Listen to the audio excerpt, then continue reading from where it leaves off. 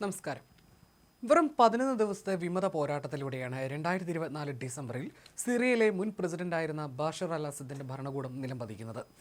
പതിറ്റാണ്ടുകൾ നീണ്ടുനിന്ന കുടുംബവാഴ്ചയായിരുന്നു അന്ന് തകർന്നടിഞ്ഞത്. എന്നാൽ ആ തകർച്ച ബാഷർ അൽ അസദ് വരുത്തിവെക്കുകയായിരുന്നുവെന്നാണ് ഡെയിലി മെയിൽ റിപ്പോർട്ട് ചെയ്യുന്നത്.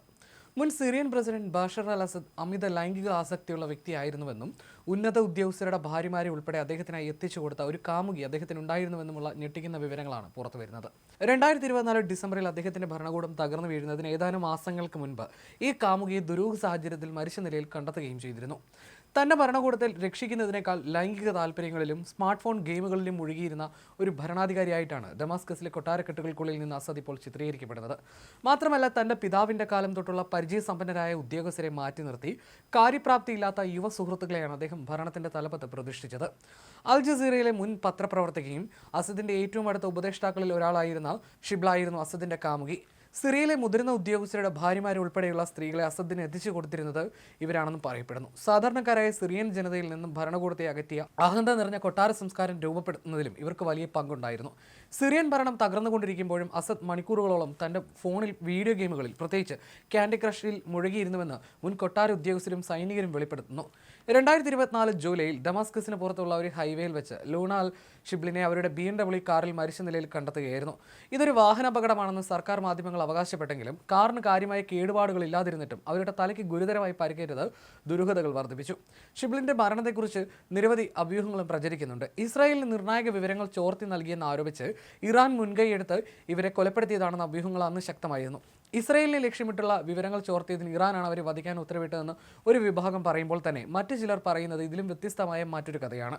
അസദിന്റെ അധികാരം ക്ഷയിച്ചു തുടങ്ങിയതോടെ ലൂണ റഷ്യയ്ക്ക് രഹസ്യ വിവരങ്ങൾ കൈമാറാൻ തുടങ്ങിയിരുന്നു.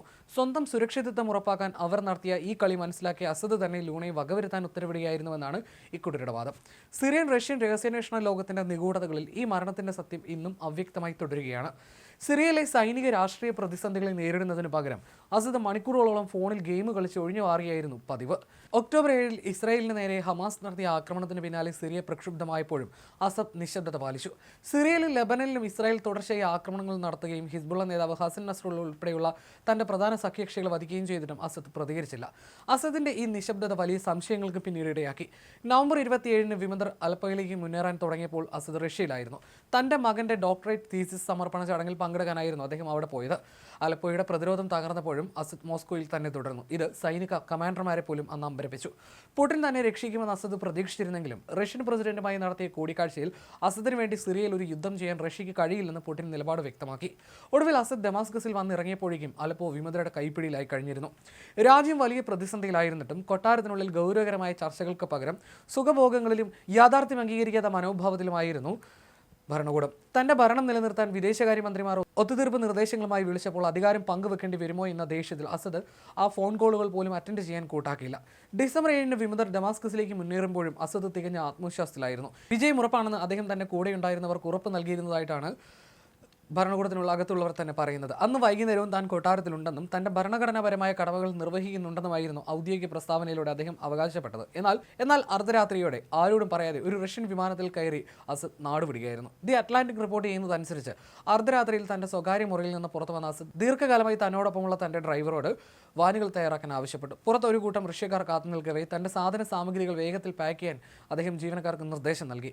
വർഷങ്ങളായി താൻ കൂടെ ജോലി ചെയ്യുന്ന മേലധികാരിയോടൊപ്പം യുദ്ധമിറങ്ങുന്ന സിറിയയിൽ നിന്നും രക്ഷപ്പെടുമെന്ന് കരുതിയ മധ്യവയസ്കനായ ഡ്രൈവർ, നിങ്ങൾ ശരിക്കും ഞങ്ങളെ ഉപേക്ഷിച്ച് പോവുകയാണോ എന്ന് അസദിനോട് ചോദിച്ചു. എന്നാൽ തങ്ങൾക്കൊപ്പം കൊണ്ടുപോകാൻ വാഹനങ്ങളിൽ സ്ഥലമില്ലെന്ന മറുപടിയായിരുന്നു അസദ് നൽകിയത്. യഥാർത്ഥത്തിൽ തന്റെ വിശ്വസ്തരെ പോലും കൊലയ്ക്ക് കൊടുത്തിട്ട് മുങ്ങിയായിരുന്നു അസദ് ചെയ്തത്. തലസ്ഥാന നഗരമായ ഡമാസ്കസിലുടനീളം വിജയാഘോഷത്തിന്റെ വെടിവെച്ചുകൾ മുഴങ്ങുകയും സായുധ സംഘങ്ങൾ മുന്നേറുകയും ചെയ്തപ്പോൾ മാത്രമാണ് അസദിന്റെ വിശ്വസ്തരായ പല ഉദ്യോഗസ്ഥരും സത്യം മനസ്സിലാക്കിയത്. അസദിന്റെ ഈ ചതി അദ്ദേഹത്തിന്റെ കടുത്ത വിശ്വസ്തരെ പോലും ഞെട്ടിച്ചു. സ്വന്തം ജനതയെ കൊന്നൊടുക്കിയതിന് കശാപ്പുകാരൻ എന്ന് മുദ്രകുത്തപ്പെട്ട ഈ പുറത്താക്കപ്പെട്ട മുൻ ഭരണാധികാരി ഇപ്പോൾ കഴിയുന്നത് റഷ്യൻ തലസ്ഥാനമായ മോസ്കോയുടെ ഹൃദയഭാഗത്തുള്ള ഒരു ആഡംബര ബിസിനസ് കേന്ദ്രത്തിലാണ്.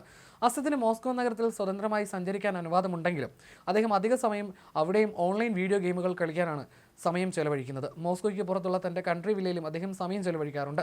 റഷ്യൻ സർക്കാർ പണം നൽകുന്ന ഒരു സ്വകാര്യ സെക്യൂരിറ്റി ഏജൻസിയാണ് അദ്ദേഹത്തിന് അംഗരക്ഷകരെ നൽകിയിരിക്കുന്നത്. അസദിന്റെ ഇളയ സഹോദരൻ മഹർ മോസ്കോയിലെ ഫോർ സീസൺസ് ഹോട്ടലിലാണ് താമസിക്കുന്നത്. മദ്യപാനത്തിലും ഹുക്ക വലിക്കുന്നതിലുമാണ് ഇയാൾ സമയം കണ്ടെത്തുന്നത്.